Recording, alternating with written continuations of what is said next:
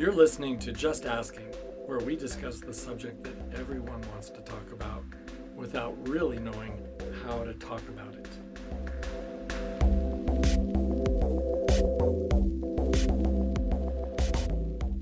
Why do we human beings, who are obviously so sexual, have such a difficult time talking about managing this intimate part of our lives?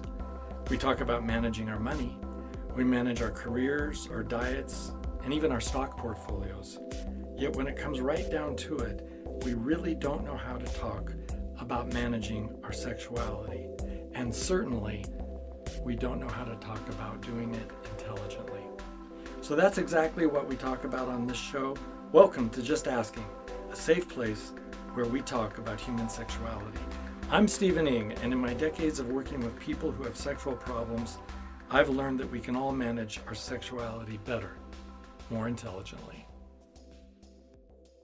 Today I'm talking with my friend Jackie about sexual concerns of single parents and even married parents, and how to deal with our sexuality when it concerns our children who might be living under the very same roof, and how are they going to handle all this. Hi, Jackie. Hi, Stephen. So there's this idea, and it's an interesting idea, how once you become a parent, you're no longer a sexual being. Like once that child has been born, now you're the Virgin Madonna or something, where you're not supposed to be sexual anymore. Even with your partner, the father of your child. Well, why would you be sexual? You've already reproduced. Right? You've done your job. Now everything is shut down. The next generation is ready to go.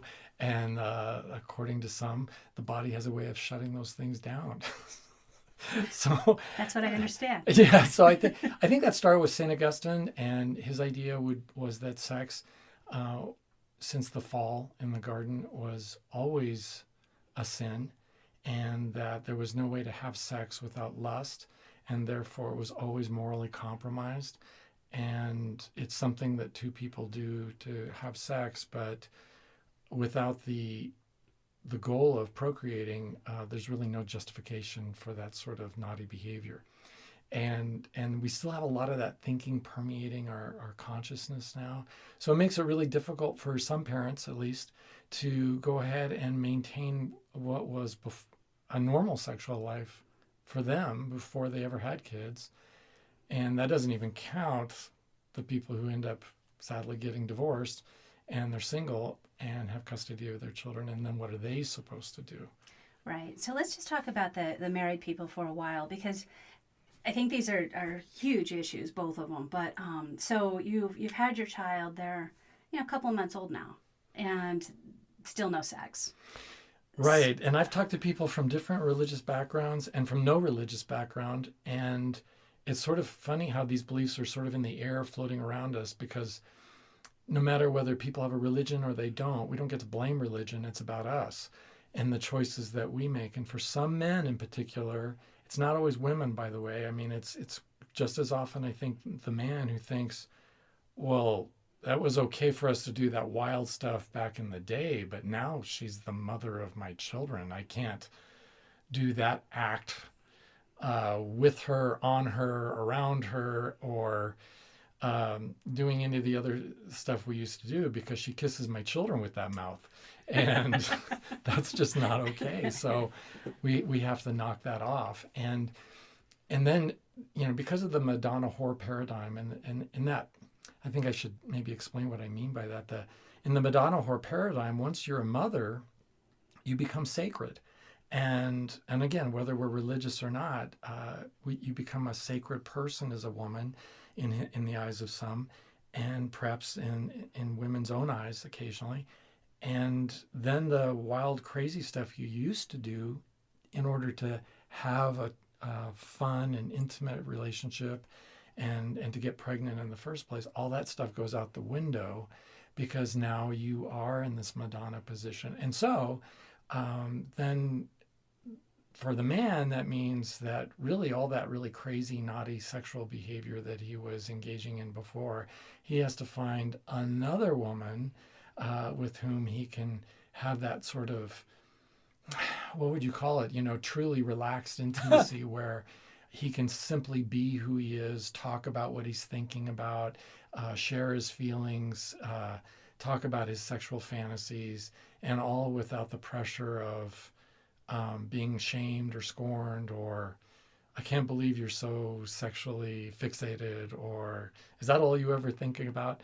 And and I think for women, they get the reverse of that. If they want to have an enjoyable sexual experience, uh, they often find the man in their life is sheepish about going forward with what was before a perfectly acceptable behavior. In fact, that may be one of their go-to moves in the bedroom. So it's a real problem, and it sets people up for divorce if they don't solve this riddle of how do we successfully and intelligently manage our sexuality after having children. But it's a real problem, and it's a pervasive problem around the world, not just in the United States. We don't get to blame the Puritans for that. It's not religion, it's us. So Stephen, you talked about, divorce, adultery. You went to the way scary places about this, about not having intimacy in a relationship. But maybe you can talk about why it's important for two married people to have an intimate sexual relationship in the first place. Because of adultery and divorce. Well, and these not everybody's going to cheat. Not everybody's going to get divorced. But no, that's really true. And a lot of people don't do anything like that. They just stay miserable and together for years and years and years, which is somewhat more frightening in a way because there's no crisis that kind of brings things to a head and forces a resolution. But, it's not as though there aren't ready and available fixes for this. We can have a conversation. We can talk to one another about what's going on. And if for some reason that breaks down, we can access professional help to facilitate the conversation. Not that the therapist is going to be able to preach at us or make us change, but maybe to help facilitate finding a solution that works for the both of us. And at the end of the day, what it really comes down to is, can we get busy when there are children under our roof? Well, let's hold off on that for a second, because that is a really important issue. But I think that just the physical act of sex with someone you love creates the bond between you, right? I mean, if you take away, isn't that what sex is for? Well, if we don't know the science on that by now, we've been living under a rock for a long time. We know that physical touching between two loving people creates an increase in oxytocin, and that is commonly referred to as the bonding hormone. And those of us who like dogs seem to get more of it than people who like cats.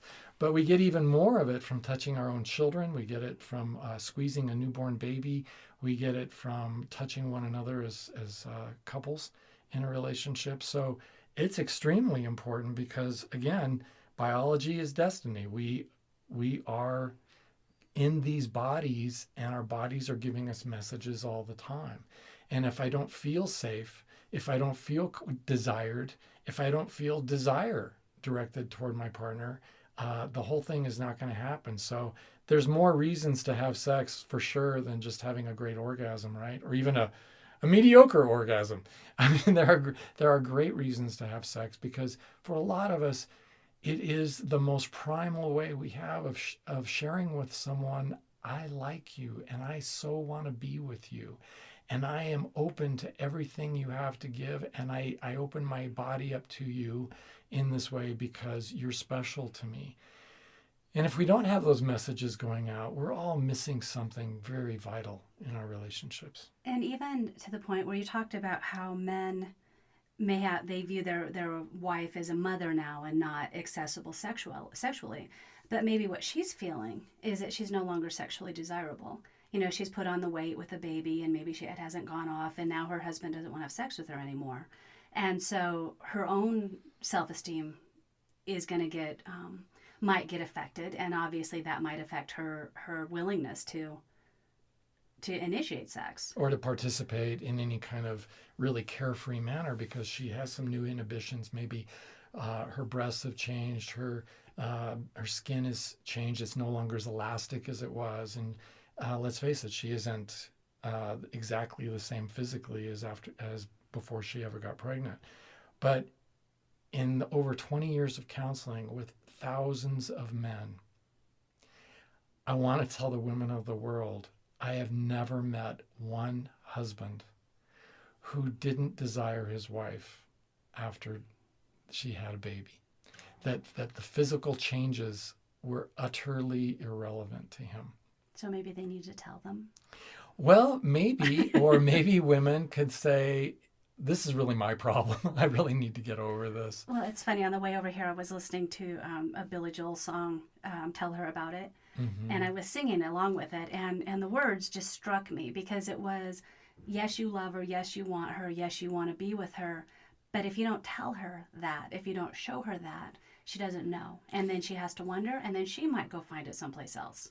Well, it's so intriguing to me as a man listening to you say that, because in my couples work and working individually with men and in groups, I have met a lot of guys whose opinion on these matters is utterly discounted. Oh, because you're just saying that to be nice. Or he's trying to fill what is for her an empty, bottomless pit of self-esteem, because she looks in the mirror and all she registers are her faults. And how sexy is that when the woman you love keeps pointing out all of her physical defects? Right. Every one of us has physical defects, and none of us are wired to be focused on the physical defects of the person we love and adore. So just the fact that he is physically aroused is saying he's kind of digging your scene. Right. He's into you. He wants you. And the inhibitions, I think it's really, for men and women alike, it is so tempting to want to blame something or someone else for not doing enough, for doing too much of something, for what is essentially my own personal problem. And it's men with their issues, it's women with their issues. And in this regard, I've met countless numbers. I can't tell you how many thousands of men I've met who've been reassuring, kind, loving, and affirming.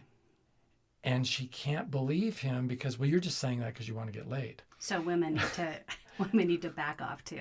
Yeah, well, and to be able to understand that as we age, I mean, pregnancy is just the tip of the iceberg.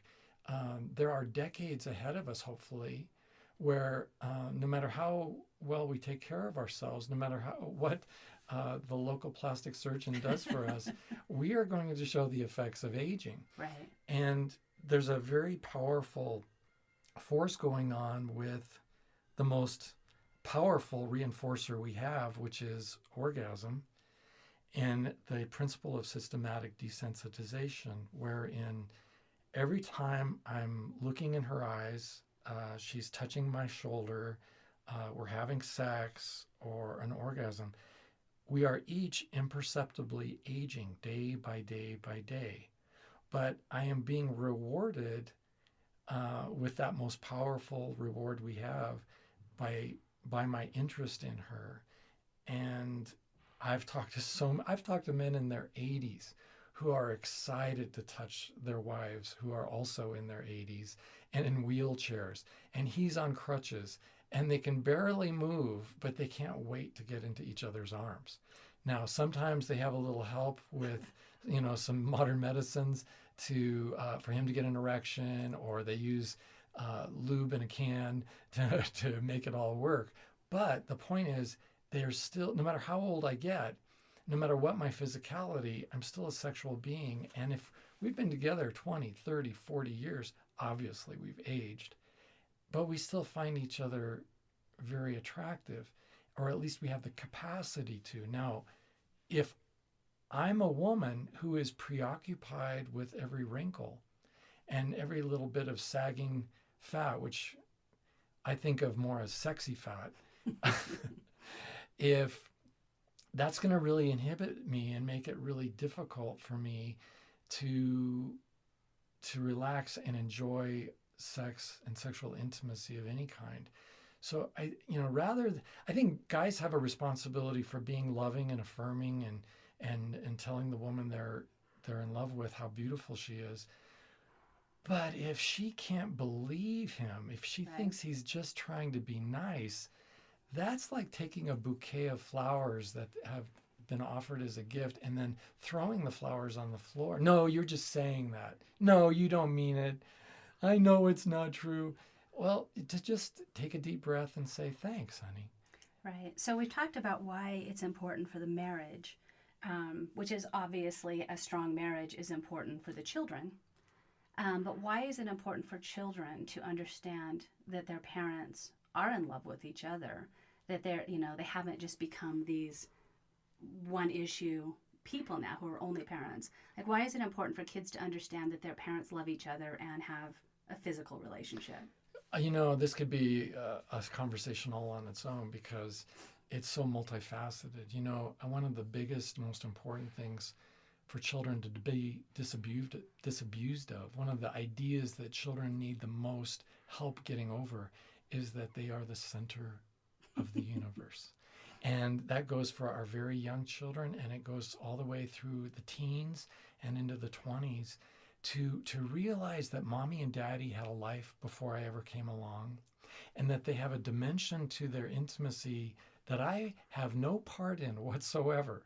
And that even if I had not been conceived on that one day after Woodstock, because that's where they met, if I had never been conceived, they would still be a couple in love, wanting to kiss and hug and be together. And that's strangely upsetting, while at the same time being strangely comforting, because it means I'm not responsible for how they feel or what they think.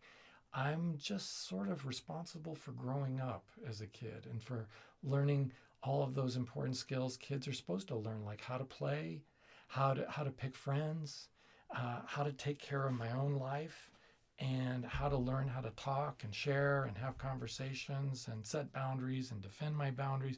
All of those things that will help us eventually become great partners as adults in our own right. That brings us to the second major gift that parents give by being so in love and by having such an intimate relationship, such a passionate and intimate relationship. They're still going to argue. They're still going to have their fights. And children get to learn that, even when people are really in love, even when mom and dad can't stop from hugging each other and holding each other, or they always seem to get back to that no matter what the issue is, that arguments are there for a couple to figure things out, to resolve so that they can get back on track with the good stuff. An argument is not a crisis. I mean, it can turn into one, sure, with domestic violence and abuse and all of that. But an argument by itself doesn't need to result in a child having a meltdown and saying, stop it, mommy and daddy are fighting, I hate that. Because it can actually, one of the things that therapists often note about us, about therapists themselves for that matter, is that we're too often in our heads. And when you have a passionate relationship, it is a way of leapfrogging some of the intellectual arguments and affirming to the other person, I really love you. I mean, we may disagree about the last election. We may disagree about where we're going to invest our money or what's the right way to raise our children. But I'm still really hot for you. I'm still crazy about you. I still want you to sleep with me tonight. And I think kids pick up on all that. You don't have to put it in their face. They get that. And for those kids who have a hard time with that idea that mommy and daddy have an intimacy and a special quality to their relationship that has nothing to do with children, the fact that mom and dad are having regular, intimate time alone with each other in the house under the same roof, and that they've made a point of telling Johnny or Susie or whoever else they have as a child, parents have a responsibility to enjoy sexual intimacy with each other and to establish proper boundaries so that they can comfortably do so without the kids banging on the bedroom door while they're trying to express their love for one another. And they have that responsibility as a first step in teaching children about privacy and about boundaries. It's also, of course, part of teaching children that you're not the center of the universe, but that mom and dad have a different kind of a relationship. They have an adult relationship they have the sort of relationship that you as a child are not a part of, but you're also not interested in. It's not something for you. It's something for us. And to be taught through appropriate consequences, like could be something as simple as a timeout.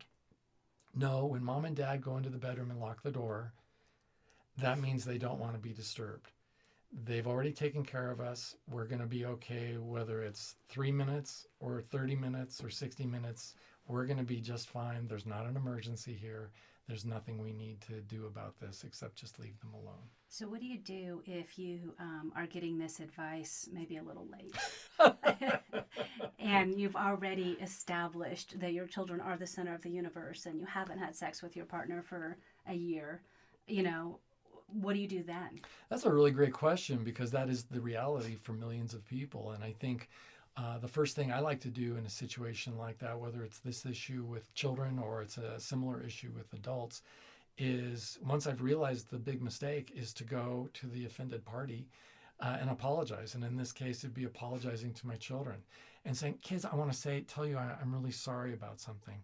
And then to explain exactly what you just said in exactly those words, and say, I'm committed to not letting that happen again. And I'm committed to letting you know when your father and I need some time apart. And when your father and I shut the bedroom door after taking care of you and making sure you're fed and you've got a safe place to be, we need you to not knock on our door and to leave us alone while we have our special alone time. And obviously this would go to not just sex, but dating, couple time without the kids. Absolutely, One-on-one. and including just conversations. It doesn't even have to be a sexual issue. It might be that mom and dad need to actually have a conversation about the kids or about money. And it's something maybe that involves concerns and worries that are not appropriate for young years. And I think that that's okay. But in general, I think we err on the other side, to be honest with you. I think then this is another whole topic of, should we argue in front of the children? Because I think, again, it goes back to the issue of modeling. I have had so many unhappy couples who come to me and say, well, our parents, we grew up in a perfect home and they never argued. Well, more's the pity, because you never learned how arguing was supposed to look like between two loving people who really knew how to resolve problems, real difficulties, real conflicts between them. And because of that, you're not needing to reinvent the wheel from the very beginning all over again. So that's unfortunate for those couples, because they end up having to go really to a lot of counseling, read a lot of books, do a lot of trial and error before they're actually able to engage in that behavior. Whereas children who are raised in the kind of environment we're talking about, they already understand about privacy. They already understand about the fact that adults have a reasonable need to have some alone time. Thank you, Jackie, for this conversation. Thank you very much. It's been very enlightening. And thanks to everyone out there listening to us. My name is Stephen Ng, and we're going to continue these conversations. Please join us again as we talk about sex, sexuality, and the intelligent management thereof. This has been a production by Ng Intellectual in cooperation with Estepona Group. Interview by Jackie Shelton. Music produced by Octophonics. Editing by Lucas Pichelli. To listen to more episodes, visit stephening.com.